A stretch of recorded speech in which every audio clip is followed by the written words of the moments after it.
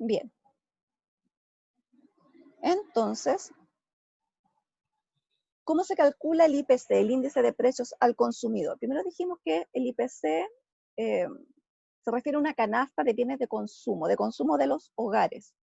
Y por lo tanto está compuesta por todos los bienes que son relevantes en una familia, en la familia representativa chilena, en la familia promedio, en la familia típica. Y el índice de precios, como toma a toda esta canasta, no pondera todos los ítems del mismo modo, y por lo tanto, cada bien tiene su precio, pero cada precio tiene su peso, su ponderador, su A sub I. Entonces el IPC es la sumatoria de I hasta N, cuando estamos hablando de una canasta de N ítems, de la multiplicación de los P por alfa, de los P sub I por alfa sub I en el periodo T.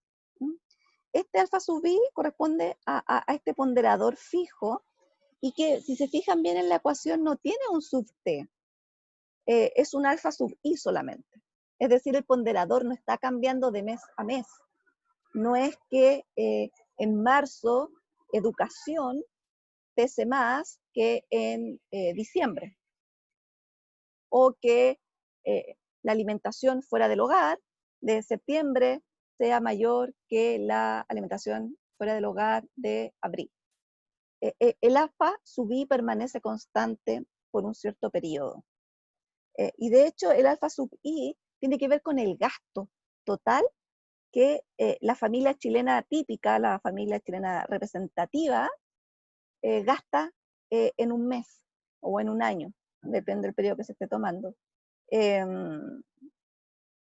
Y por lo tanto, el ponderador es qué porcentaje del gasto total del presupuesto familiar se destina a ese bien, a cada bien sub I. ¿Se entiende? Si las manzanas pesan un 2% de mi gasto mensual, del gasto de la familia chilena promedio, entonces el precio de las manzanas va ponderado por un 0,02. Y si el transporte es un 25%, bueno, el precio del transporte va a estar ponderado por un 0,25, etc. Obviamente la sumatoria de los A sub I tiene que dar 1. ¿Se entiende? Profe, para quedar claro, entonces se multiplica para cada I el precio del bien por el porcentaje que representa dentro de todo lo que consume una familia promedio. Exactamente. El alfa sub I, te fijas arriba de la ecuación del alfa sub I, el numerador es el P por Q, y por lo tanto es el gasto que efectuó la familia representativa en el bien I. Y abajo está todo su gasto, porque es una sumatoria sobre los J, o sobre los I. Ya, gracias. Y por lo tanto el IPC es lo que ven acá arriba. Acá lo único que hicimos fue sustituir el alfa sub I por en la función en que se expresa como porcentaje de gasto. Ahora, fíjense que lo que conversábamos antes, la canasta queda fija, y en Chile queda fija por 5 años. Es un cambio reciente, antes quedaba fija cada 10 años. Pero la verdad es que Chile cambia muy rápido, o ha estado cambiando muy rápido, y por lo tanto, dejar pasar la canasta, la composición de la canasta fija por 10 años, quedamos demasiado desalineados del comportamiento de gasto vigente de los hogares. En 5 años las cosas no cambian tanto. Y por ejemplo, se van eliminando bienes, se van agregando bienes.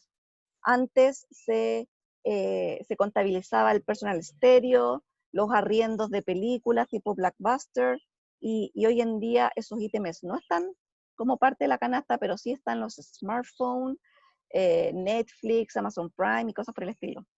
Entonces, cada 5 años, y si a alguno de ustedes le ha pasado o le pasa en el futuro, puede llegar gente del Instituto Nacional de Estadística a su hogar y decirles que van a ser parte de la encuesta de presupuestos familiares. Y en la encuesta de presupuestos familiares se toma de manera aleatoria familias en Chile, en todo el territorio, para tener una representatividad de todos, de todas las realidades, de todos los tipos de familias, etcétera, urbano, rural, norte, sur, etcétera, tanto hijos sin hijos, con adulto mayor, sin adulto mayor, para tener una muestra, una muestra que entregue resultados de calidad estadística, que permita entonces sacar como promedio cuál es la canasta típica de la familia en Chile. Y lo que tienen que hacer cuando les llega la invitación, que en realidad no la pueden, al INE no se le puede decir que no, es un formulario para que anoten todo lo que se gastó en esa casa durante un mes. Todo. El pasaje en micro, en metro, las comidas, todo. Las ferias, el supermercado, las películas, las cuentas, los gastos básicos, arriendo, viaje, educación, matrícula de otro tipo, etc. Y es un esfuerzo bien grande. Medicamentos, visitas al médico, etc. Los países van cambiando, así como van cambiando su estructura productiva, su matriz productiva. Ya veíamos que países o economías más incipientes son full agricultura, silvicultura.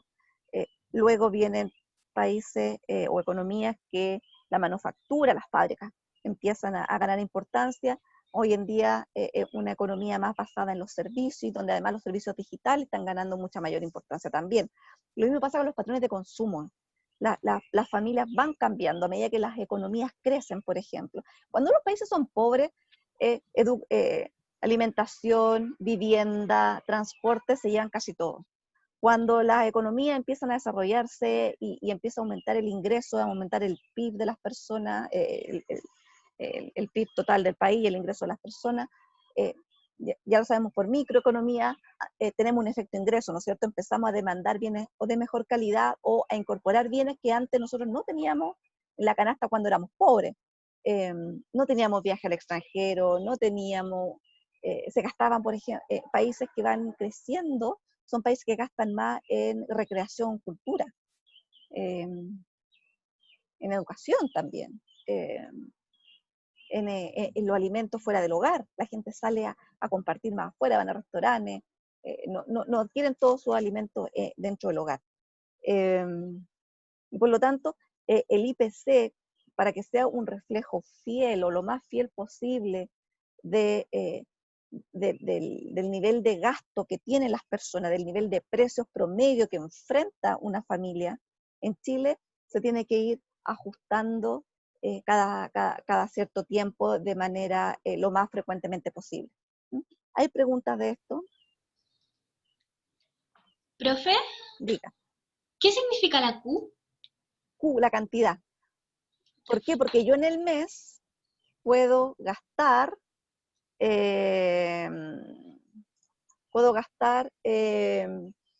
sé, 30 litros de leche, pero puedo ir una vez al dentista. Entonces, acuérdate que arriba tenemos que ir el gasto del ítem I partido por el gasto total de ese hogar. Y el gasto es P por Q. ¿Se entiende? Sí. Súper. Profe, una pregunta. Sí. ¿El INE puede medir el IPC fuera de los 5 años? Por ejemplo, pensándolo con todo lo que está pasando actualmente, y no sé, por ejemplo, el IPC lo iban a calcular nuevamente el 2024. No, ¿El no, INE no, lo podría...? no. El IPC se calcula todos los meses. Digo la canasta, me refiero a cambiar. Es difícil, porque, Cristóbal, voy al tiro contigo.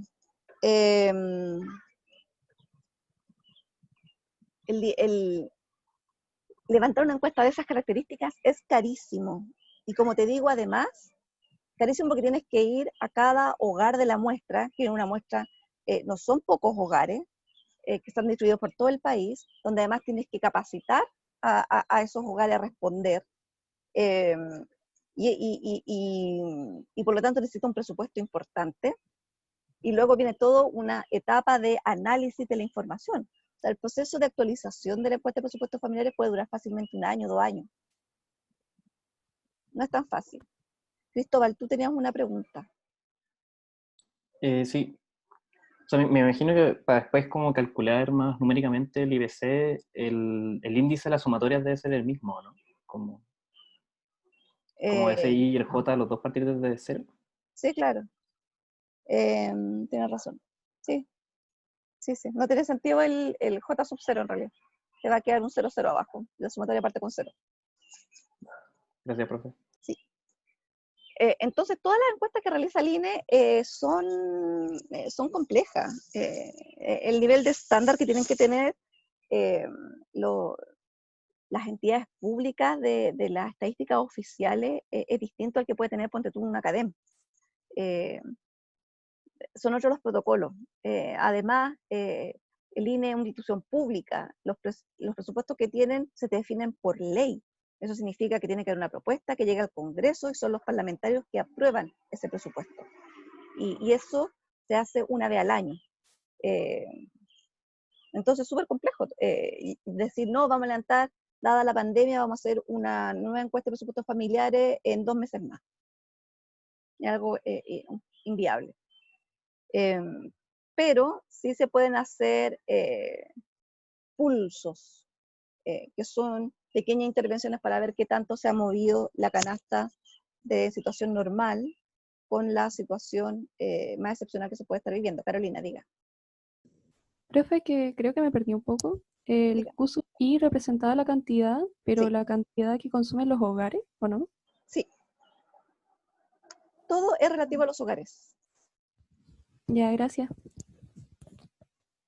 Acuérdense que esta expresión del IPC, que puede ser un poco más compleja porque tiene metido acá el gasto, perdón, es para reemplazar la subí, que es la ponderación de cada ítem de la canasta la canasta familiar vigente. Ahora, ¿por qué queremos nosotros poder tener medidas del cambio en los precios para poder pasar de variables nominales, que son estas medidas en pesos, y que los pesos van cambiando de capacidad adquisitiva en el tiempo, hacia variables reales, que es dejar de hablar de pesos y hablar de tomates, por ejemplo?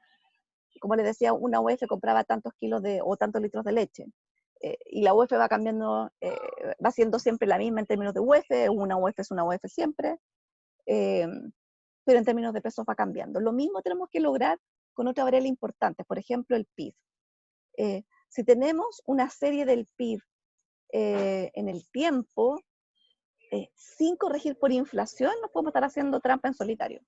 ¿Por qué? Porque podemos ver que el PIB crece, pero a lo mejor la cantidad de bienes y servicios que se produjo en esa economía no ha crecido. Y que sea todo un efecto precio.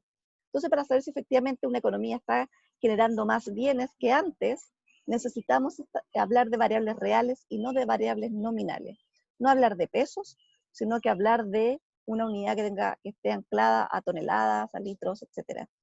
Pasar de precios corrientes a hablar de precios constantes, ¿ya? Para poder hablar de precios constantes, nosotros tenemos que tomar un año base. ¿Qué es lo que pasa cuando hacemos la canasta de presupuestos familiares? Por ejemplo, toma un año base. El año base es anclarse en un periodo del tiempo. Cuando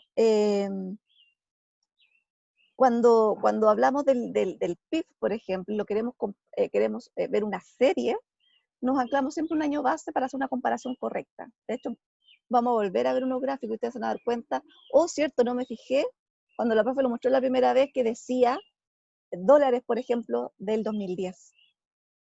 Eso quiere decir que son dólares asociados a precios que habían en el 2010. Vamos a ver eso inmediatamente. Entonces, nosotros tenemos que pasar de variables nominales a reales usando datos de inflación. En Chile, por ejemplo, tenemos la UF es nuestra unidad de cuenta real. Nuestra de cuenta nominal es el peso, nuestra unidad de cuenta real es la UF.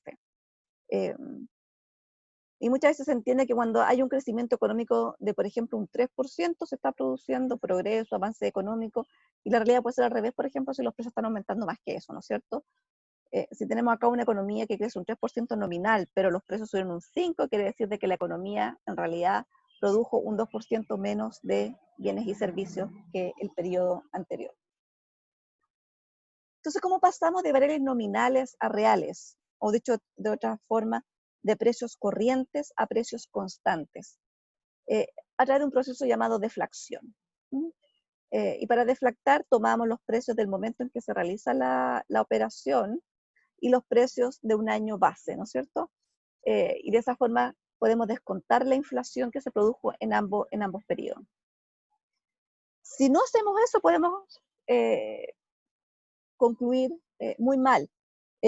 Acá, por ejemplo, hay un gráfico del PIB a precios corrientes son precios de cada año, y en rojo está el PIB a precios del año anterior, encadenado, etcétera, que es el PIB real. Arriba dice en referencia el año 2013, precios del 2013. Y lo que se hace es valorizar todo lo que se produjo cada año, en este caso cada trimestre, a los precios del 2013. Y de esa forma estamos seguros que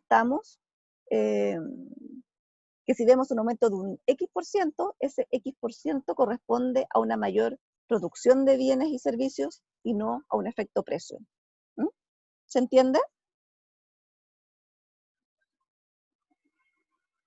Entonces, ¿qué hacemos para tener una serie de PIB real, no un PIB nominal, una serie de PIB real?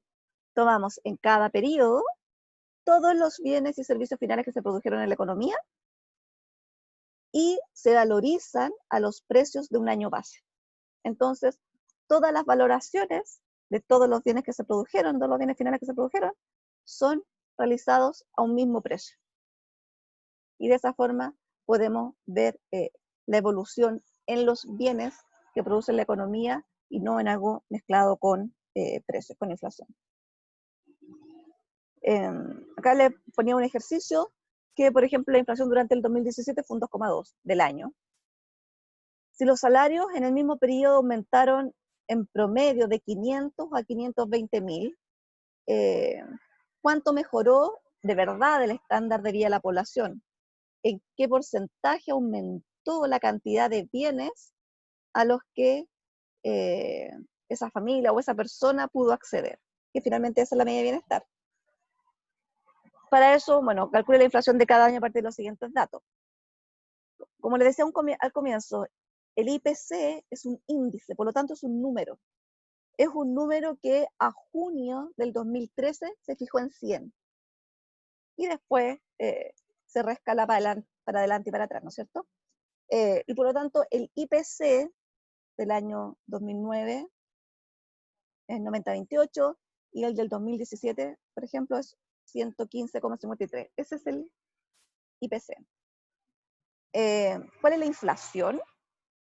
Es la variación. La inflación del año 2010 es 92,01 menos 90,28 dividido por 90,28 menos 1, etc. La inflación es la variación. Y la unidad de fomento es esta. Y si se dan cuenta, entre el 2010 y el 2011, la UEF creció lo mismo que creció el IPC entre el 2009 y el 2010. O sea, perdón, entre el 2010 y el 2011. Exactamente lo mismo. ¿Por qué? Porque la UEF se va reajustando en la inflación también. Lo que pasa es que tienen un valor asignado a un momento del tiempo distinto. Ahora, hay otra forma de medir el PIB real, y tiene que ver con la medición del PIB. Volvamos atrás. El IPC tiene que ver con los consumos de los hogares. Y dijimos en el PIB, en el IPC, por lo tanto, no está el cobre, que es muy importante en el PIB. Lo exportamos, ¿no es cierto? Entonces, para medir el PIB real, no necesariamente el IPC es una buena medida para deflactar. En el caso del PIB, se usa un deflactor distinto, y que es distinto del IPC en dos dimensiones. La primera es que el IPC, dijimos, tiene que ver con el consumo. El deflactor del PIB, que es esta metodología asociada a la producción, tiene que ver con lo que se produce en la economía. Entonces, el cobre está en el deflactor del PIB, pero no está en el IPC. pero la economía chilena, por ejemplo, no produce autos. Entonces, el auto, los precios del auto, no van a estar incorporados en el deflactor del PIB, pero sí van a estar incorporados en el IPC, porque es lo que consumen los hogares. Y hay una diferencia muy importante, y es que si se fijan en la ecuación del deflactor del PIB, que la vamos a explicar al tiro, fíjense que acá no hay un subcero. Acá tanto los precios como las cantidades van cambiando todo el tiempo. Entonces, ¿cómo medimos nosotros el PIB nominal y el PIB real? El PIB nominal es la producción de todos los bienes y servicios valorizados a los precios corrientes, a los precios de ese momento, el momento de la producción. En cambio, el PIB real es esa misma lista de bienes y servicios producidos, pero valorizados a los precios de un año base, de un P sub 0. Y esos son los valores a un precio constante, ¿no es cierto? Entonces un PIB real. El deflactor del PIB es el PIB nominal partido por el PIB real. Y ese cociente se conoce como el deflactor del PIB. Y es otra forma de medir cambios en el nivel de precios. Pero en este caso, como les dije, se refiere a toda la producción de un país, no al consumo, y donde hay una cosa más interesante aún, que es que el PIB es un índice tipo Pache, a diferencia del IPC, que es un índice tipo Las Peires, y la diferencia entre ambos es que el deflactor del PIB tiene ponderadores variables. No existe una sub I solamente, hay un A sub I sub T también. En cambio, el IPC tiene ponderadores fijos. ¿Qué pasa con esto? Primero, que el IPC sobreestima el aumento del costo de vida. ¿Por qué? Porque si se acuerdan de microeconomía, cuando existen cambios en los precios relativos, la decisión óptima cambia y por lo tanto no seguimos consumiendo lo mismo. Primero porque si hay un precio que sube, no nos va a alcanzar. Se supone que siempre nos paramos en la restricción presupuestaria, ¿no es cierto? Sino que porque también sustituimos lo que se ha vuelto más caro por algo cercano que es más barato. Entonces, si las manzanas rojas subieron mucho, de repente compro más naranja. Entonces el IPC sobreestima el costo de la vida porque asume que nosotros nos comemos todo el aumento de precio. Y por lo tanto lo sufrimos, porque un mayor nivel de precio significa que podemos, con el mismo presupuesto, acceder a una menor cantidad de bienes. El deflactor del PIB, en cambio, es para el otro lado. Subestima el impacto que tienen las variaciones de precios en el bienestar. ¿Por qué? Porque obviamente se ajusta 100%,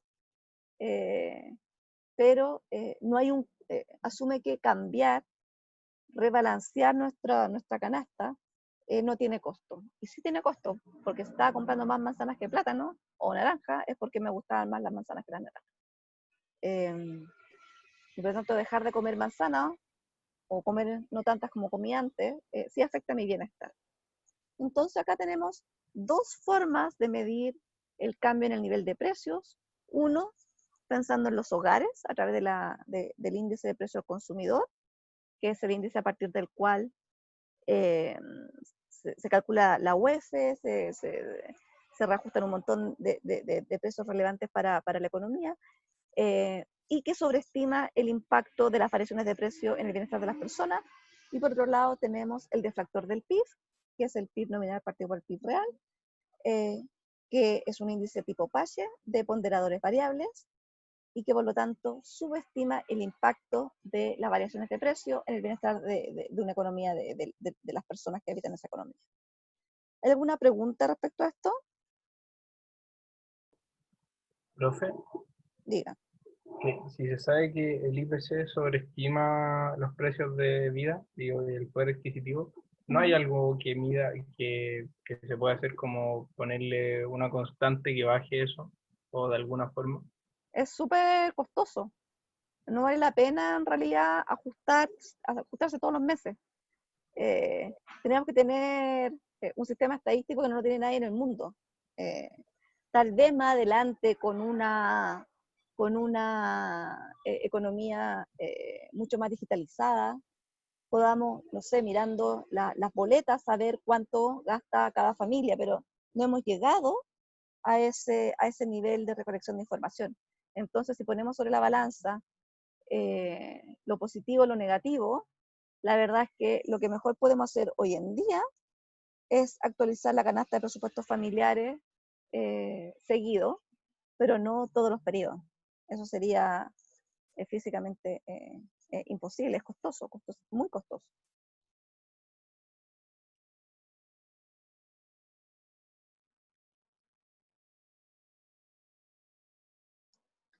Les quiero mostrar la página web del Banco Central. Vamos a compartir una nueva página.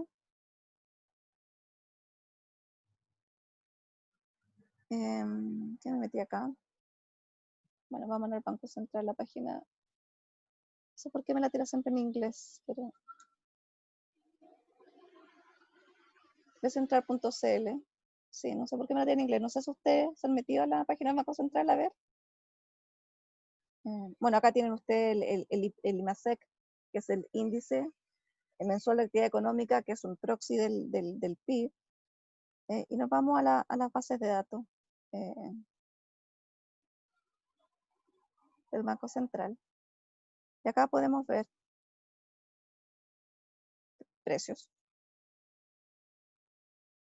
Y tenemos acá la UEF. Que lata que esté en inglés, no sé por qué no lo puedo poner en castellano. Lo puedo poner acá. Y acá está, para que ustedes lo vean mejor. Precios. Y está el IPC. Está el IPC general, que es todo, y otras medidas. El IPC está el índice y su variación mensual. Acá tenemos, y podemos verlo desde el periodo. El más antiguo en esta serie es el 2009, porque es la que está empalmada. Y acá pueden ver las variaciones. El IPC por abertura, acá tienen ustedes los índices y tienen los ponderadores. Y acá está la información histórica.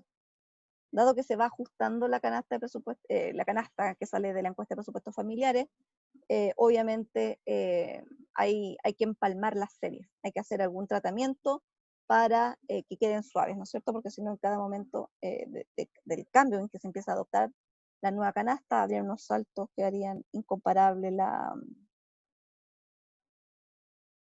Y acá ustedes pueden ver el IPC, bueno, diferentes... Profe, diga, ¿cómo se sabe el año base que están tomando ahí? se dice. Acá dice, base promedio, por ejemplo, 2013 igual 100. Ya, gracias. Indican. Eso es lo que les quería mostrar. Acá están los series con subgrupos. Está el general, que es el IPC típico que ustedes van a ver en los diarios, etcétera, con el que se reajusta los arriendos. Está el IPC SAE, que es sin agua y electricidad, principalmente, que son los servicios regulados, etcétera. Acá, por ejemplo, está el IPC de los transables que se pueda comerciar, bienes. Los no transables son bienes que no se pueden exportar ni importar, por ejemplo, la construcción. El IPC de fruta y verduras, que se coloca aparte también porque es muy volátil, está muy asociado a la estacionalidad también, al igual que el combustible. Este es base 2013. Acá dice base promedio 2009, hay otra que está a diciembre del 2008 y la anterior 10 años antes, cuando todavía usábamos la encuesta de presupuesto familiar, una actualización cada 10 años, el año 2000, el base era diciembre del 98.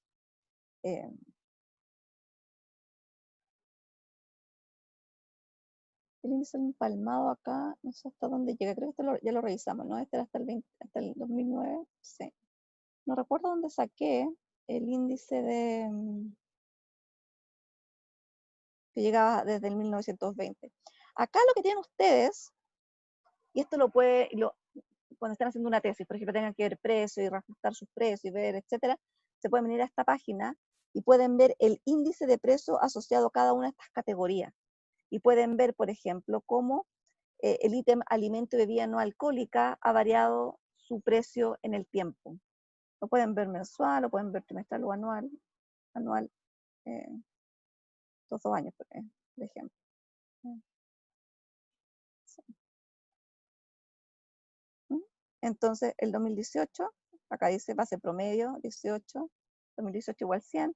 Entonces, entre un año y otro, el ítem bebidas, alimento y bebida no alcohólica aumentó de precio un 2,38%. Esa fue la Profe, una inflación para pregunta. ese ítem, diga.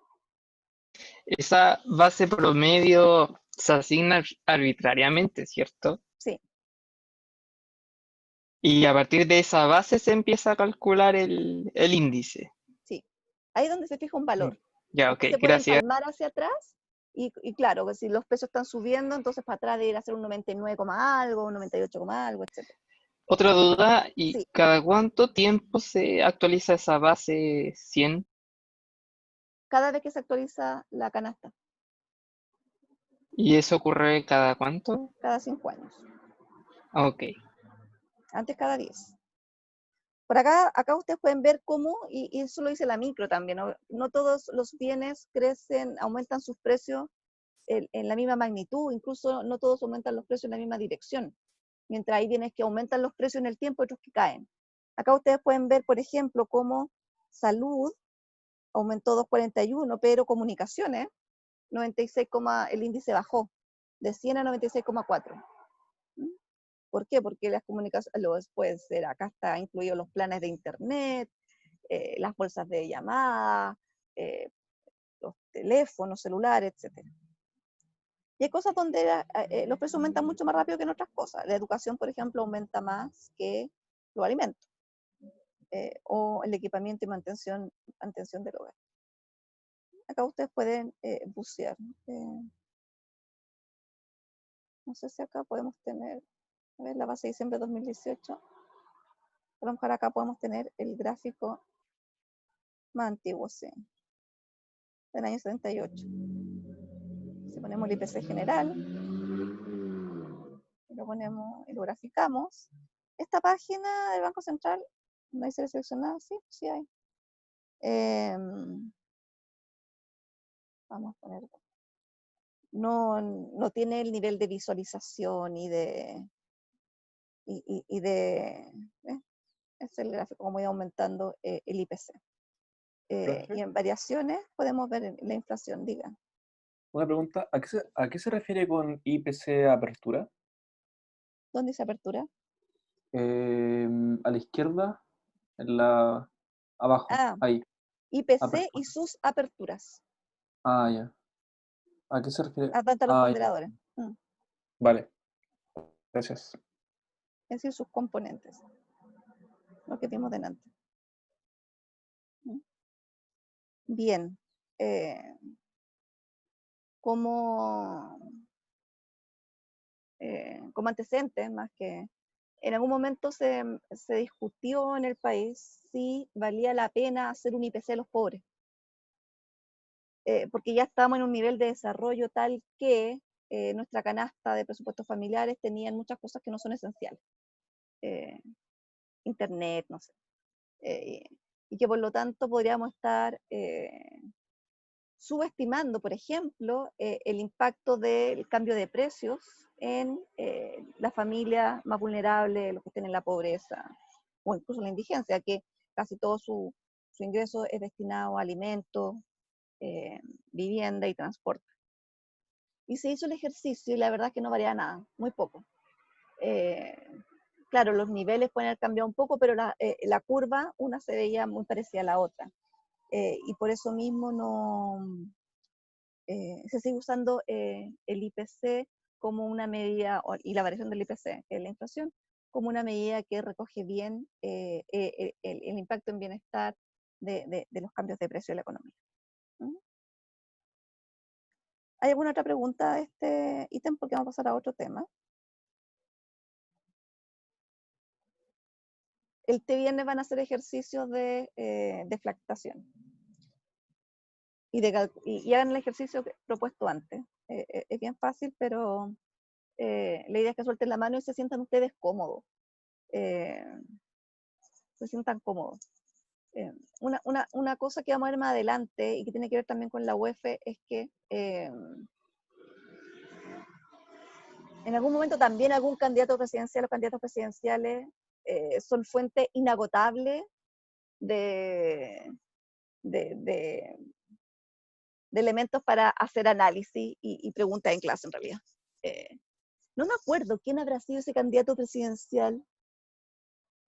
Marcel Claude, Hirsch, alguno de ellos, que propuso en algún momento, así como Frafra en alguna época eliminar la UEF, él dijo, vamos a, mi promesa de campaña es créditos, interés a tasa cero. Entonces, que si a ti te prestan 100 y tú lo tienes que devolver 7 años después, devuelves 100. Y las preguntas en ese momento de los medios, etcétera, era, ¿pero interés real? ¿Interés nominal? O sea, no, si me prestan 100, tengo que devolver, que yo tenga que devolver 100. Dice, pero eso es regalar plata. Y fue una típica, en esos años también, típica pregunta de comente en las pruebas y cosas por el estilo. Era más o menos lo mismo, se disfrazaba de otros tipos de situaciones, pero era exactamente lo mismo. Y si un amigo, para ponerlo ya casi en un conflicto más ético, te pide 100.000 pesos para que te lo devuelva en 3 años más, le dice, ya, pero tú me vas a devolver con los 100.000, pero reajustado a un 3% anual. Es decir, el primer año sería un 103, y eso le aumentamos un 3%, y a ese resultado le aumentamos un 3%, o sea, es un 100 por 1.03 elevado a 3. ¿Estás siendo mal amigo? Y ahí la respuesta es, bueno, los precios van cambiando en el tiempo. Y si un amigo te presta 100.000 pesos hoy, no te está prestando 100.000 pesos, te está prestando lo que él puede comprar con 100.000 pesos hoy.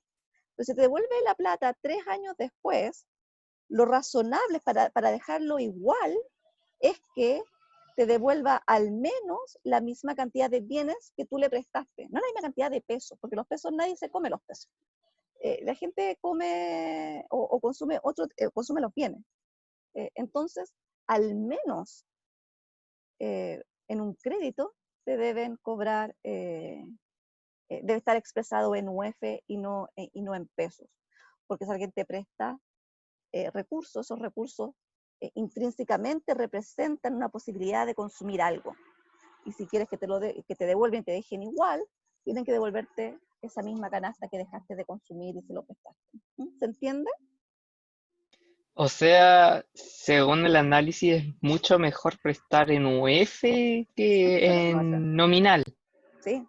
Por eso es que el CAE, por ejemplo, el CAE estudiantil, es UF más algo. Todos los créditos son UF más algo.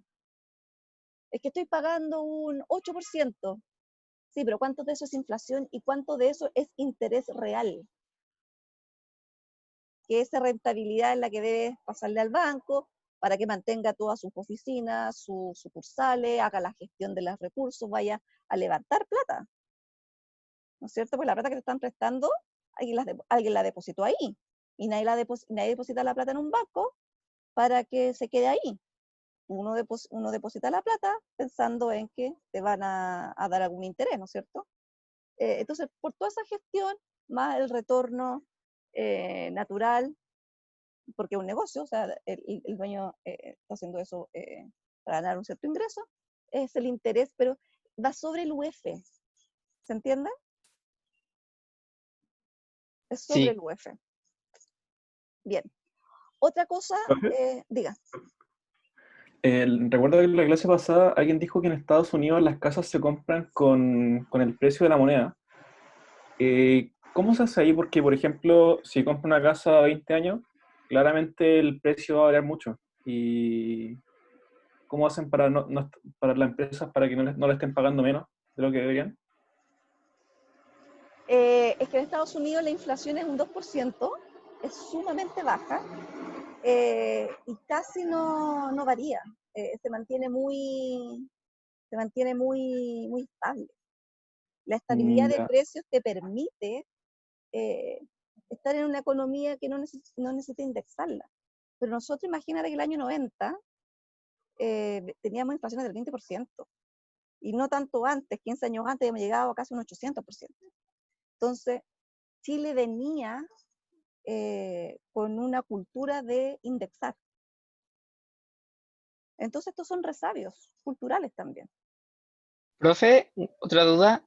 Y entonces, ¿por qué ese tipo de bienes acá en Chile se venden en UF y no en nominal?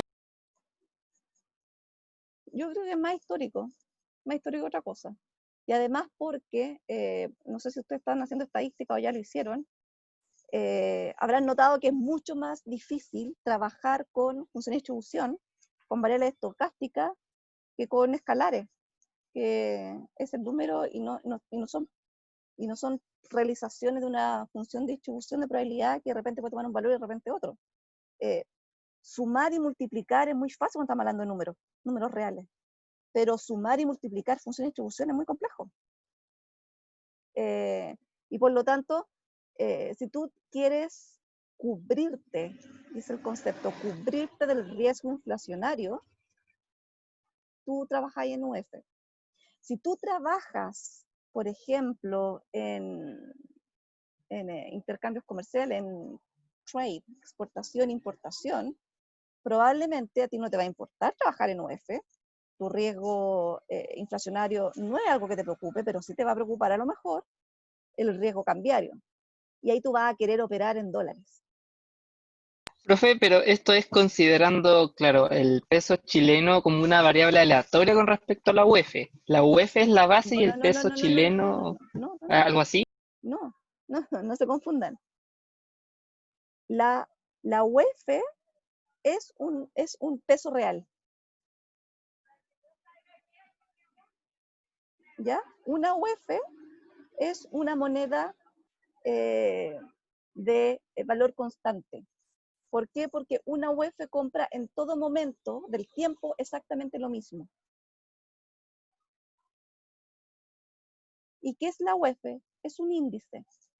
Tal como el IPC es un índice que se va reajustando y que en algún momento ese índice, no recuerdo con qué valor partió, pero supongamos que partió con 10.000.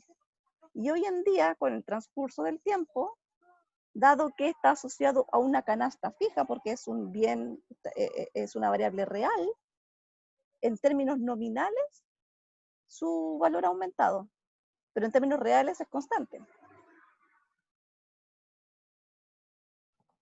Ok, Profe, gracias. Lo que es fijo son los bienes, los precios son variables nominales.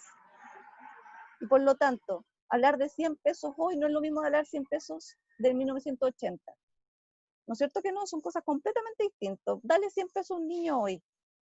Dale 100 pesos a un niño en el año 80. Voy a comprar 200 media hora. Completamente distinto. Ahora no se compra nada. Pero lo que sí vale lo mismo en todo momento del tiempo es una UEF. Una UEF hoy profe, compra lo ¿y mismo que compraba una UEF en el año 80. Diga.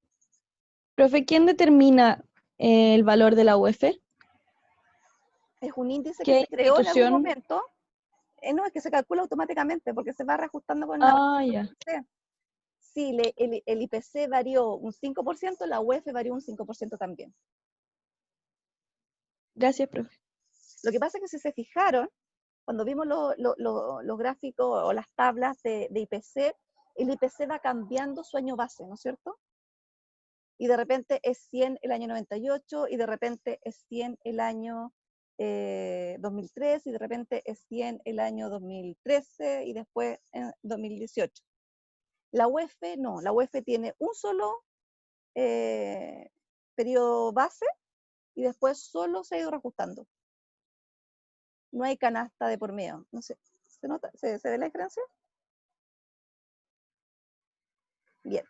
Pasemos a Sí. otro tema que quería conversar con usted y que tiene que ver con el Producto Nacional Bruto y el Ingreso Nacional Bruto. Son dos conceptos que los vamos a analizar y que se agregan a esta medición del PIB. ¿Por qué? Porque creo que alguien lo comentó al comienzo, el PIB es el Producto Interno Bruto, todo lo que nosotros producimos, en este caso, por ejemplo, el PIB de Chile, en algún periodo. Y considera todos los bienes que produjimos, y si lo vemos por el lado del gasto, tenemos que excluir, por ejemplo, todo lo que importamos, pero tenemos que agregar lo que se exportó y no fue consumido, por lo tanto, ni por las familias, ni por las empresas, ni por el gobierno. Pero alguien había preguntado, dijo, bueno, pero ¿qué pasa con las multinacionales? ¿Qué pasa con las empresas extranjeras que están en Chile y que toman sus utilidades y se las llevan a sus países de origen? Claro, se lleva su plata y se la entrega a Carlos Slim, ¿no es cierto?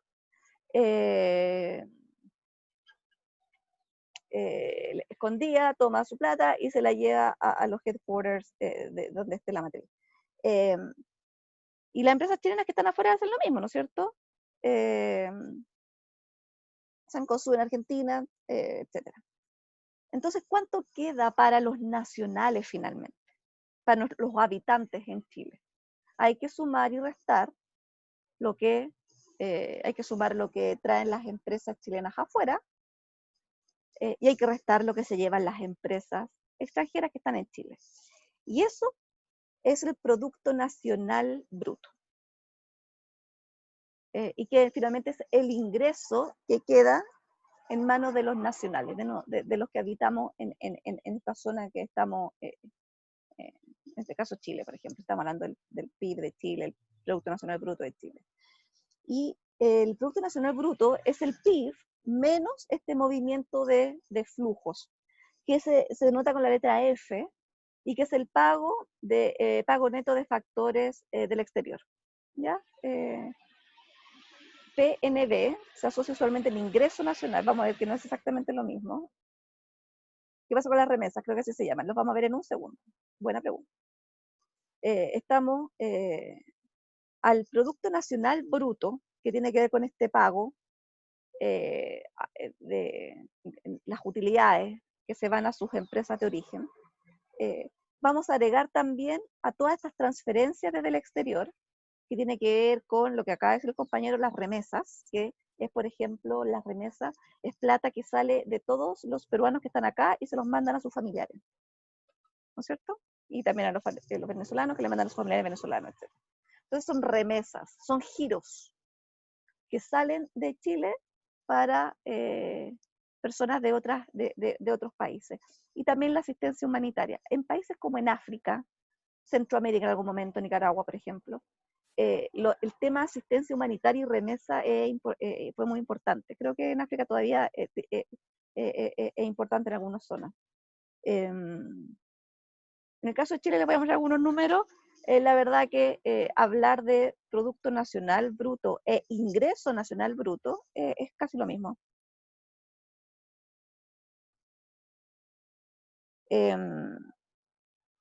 Y de hecho, lo voy a mostrar al final, el Producto Nacional Bruto es muy parecido al PIB en Chile. Y por lo tanto, si queremos hablar de bienestar, basta que hablemos del PIB y nos podemos olvidar incluso de estas otras refinaciones. Ahora, tenemos que pasar de este PIB, de estas variables, no solamente el PIB, que ya lo vimos cómo, pero de estas otras variables, desde lo nominal a lo real, ¿no es cierto? Y para eso, para poder llegar a un ingreso nacional bruto, que es el PIB menos el pago neto de factor del exterior, más el ajuste por asistencia humanitaria, remesas, para pasar de variables nominales a reales, tenemos que usar los términos de intercambio. Y los términos de intercambio es el cociente, una razón del precio de las exportaciones partido por el precio de las importaciones. Y en el caso de Chile es principalmente el precio del cobre partido por el precio del petróleo. Algún día cuando el mundo deje de moverse por combustibles fósiles y por ejemplo seamos la energía provenga de fuentes renovables, como el sol, el viento, etc., posiblemente vamos a tener que repensar cuál es el cociente más adecuado para nosotros, pero por el momento es cobre, precio del cobre partido por el precio del petróleo. Y los términos de intercambio, en el fondo lo que están diciendo es cuántos bienes importados puedo comprar yo con lo que exporto. Porque finalmente, lo voy a seguir repitiendo varias veces, el bienestar se mide no por las lucas, sino que por los bienes que realmente están disponibles para ser consumidos. Entonces, en términos reales, el ingreso nacional bruto es el Producto Nacional Bruto, más los términos de intercambio, y el Producto Nacional Bruto ya sabemos que es el PIB, que es el Producto Interno Bruto, menos el pago neto de factores al exterior, y esto lo corregimos por los términos de intercambio, y tenemos el ingreso nacional bruto. Y esta es la tabla que les quería mostrar, no la actualizaba, pero el punto es muy similar. Si ponemos nuestro PIB en un 100%, le sumamos el ingreso de factores que recibimos del resto del mundo porque nuestras empresas están levantando utilidades, generando utilidades en otras partes, es aproximadamente un 3%.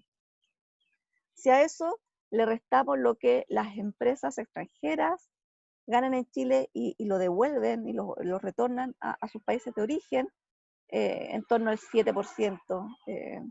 Por lo tanto, el Producto Nacional Bruto es más o menos un 96% del Producto Interno Bruto.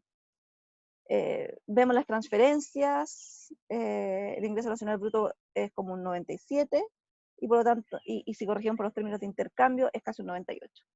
Entonces, en términos de bienestar, para el caso de Chile al menos, hablar de PIB es suficientemente bueno para aproximar toda la disposición o la disponibilidad de bienes y servicios que hay en la economía para disfrutar, para que en el fondo los ciudadanos lo disfruten. Finalmente, a eso vamos. Les quería mostrar solamente una cosa de Our World in Data. Voy a dejar de compartir pantalla para meterme en la de la página web. Esto es lo último que vamos a ver hoy. Cuando veíamos growth, crecimiento, ¿no es cierto? Y qué bueno que no me lo preguntaron en ese momento, porque la verdad que había que darse toda esta vuelta para entender bien los GDP. Yo, por ejemplo, este es este no es un gráfico más bonito, pero vean el título, GDP per cápita, que el PIB per cápita, o sea, dividido por el número de habitantes en cada zona, en este caso, cada continente, datos del Banco Mundial, y dice in constant 2011 international dollars. ¿Qué significa eso? Ahora ustedes lo pueden entender, o espero que lo entiendan, y lo pudiesen explicar. Se refiere a que toda la cantidad de bienes y servicios que se produjeron en cada uno de, acá está el gráfico para el 2016, pero lo podemos rehacer y buscar para atrás hasta el año 90. En cada una de estas zonas del planeta, toda la producción de bienes y servicios fueron valorizadas en dólares, una unidad de dólar internacional, dólar, pero tomando de base los precios del año 2011. Y eso hace que nosotros podamos colocar en un gráfico los datos de varios años y podamos decir, aumentó, no aumentó, etc. ¿Cuánto aumentó? ¿Qué país o qué zona del mundo creció más, creció menos? ¿Quién está rezagado, quién no?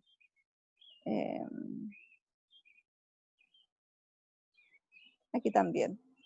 GDP per cápita, adjusted price changes over time, inflation. O sea, acá hay una explicación un poquito más larga y dice que estos son los PGB per cápita, es decir, son los PIB per cápita, y para deflactar se utilizan dólares internacionales con precios base del año 2011.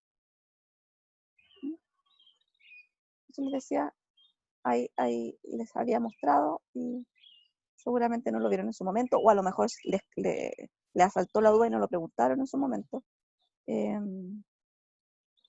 Pero eso es growth. O era economic growth, parece. Inequality.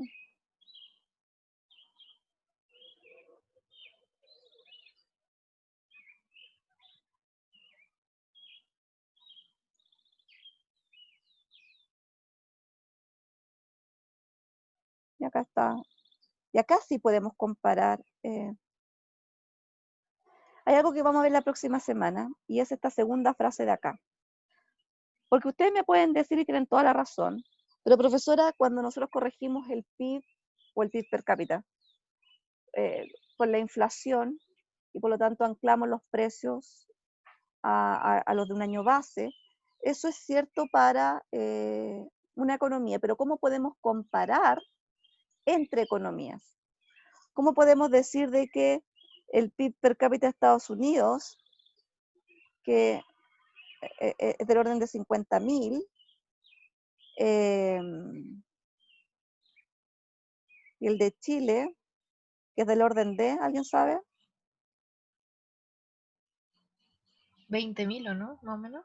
Más o menos, exactamente. El orden de 20.000, 22.000 en realidad. O sea, depende del precio que tomes, ¿no es cierto? Que es más del doble. 2,5 veces Estados Unidos, el PIB per cápita respecto al chileno. ¿Cómo podemos decir eso si solamente estamos deflactando por los precios, por la inflación local en cada uno de los países y no por la diferencia en el costo de vida entre un país y otro? Eso es lo que vamos a ver en la siguiente clase, es cómo ajustamos, cómo hacemos este ajuste que dice acá, the price differences between countries. ¿Ok? Bien. Eso les tenía preparado para el día de hoy.